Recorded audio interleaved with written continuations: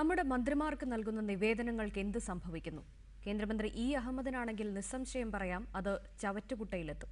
കണ്ണൂർ അഴീക്കോട് സ്വദേശി അബ്ദുറഹ്മാൻ നൽകിയ സങ്കടഹർജി ചപ്പുചവറുകൾക്കൊപ്പമാണ് കണ്ടെത്തിയത്.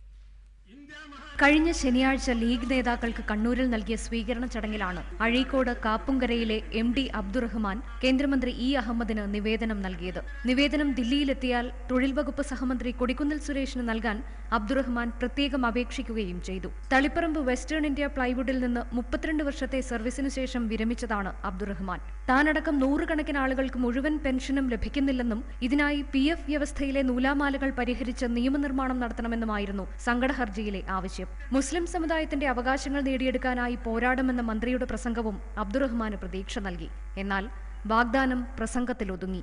അബ്ദുറഹ്മാൻ വൃദ്ധനാണെന്നോ മുസ്ലിം ലീഗ് പ്രവർത്തകനാണെന്നോ ഉള്ള പരിഗണനയൊന്നും മന്ത്രിയിൽ നിന്ന് കിട്ടിയില്ല.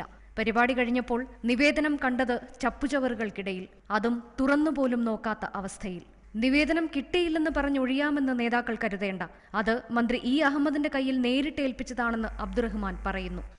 ഇ അഹമ്മദ് സാറെ കൈവശം നേരിട്ട് കൊടുത്ത് പരാതി ചോദിച്ചെന്ന് പറഞ്ഞാൽ 32 കൊല്ലമായി ഞാൻ വെസ്റ്റേൺ ഇന്ത്യ പ്ലൈവുഡിൽ ജോലി ചെയ്യുന്നു.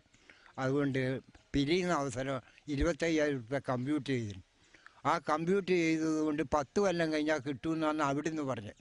ഇപ്പം അവർ പറയുന്നത് അത് കിട്ടൂല, കേന്ദ്ര ഗവൺമെന്റിന്റെ നിയമം മാറി. മന്ത്രി PK കുഞ്ഞാലിക്കുട്ടി, MLA മാരായ KM ഷാജി, അബ്ദുസമദ് സമദാനി, ലീഗ് നേതാക്കളായ KPA മജീദ്, ഖാദർ മൊയ്തീൻ തുടങ്ങിയവരും പരിപാടിയിൽ പങ്കെടുത്തിരുന്നു. തന്റെ സങ്കടം ഇനി പടച്ചവനോടല്ലാതെ ആരോടും പറയാനില്ലെന്ന് പരിതപിക്കുകയാണ് അബ്ദുറഹ്മാൻ.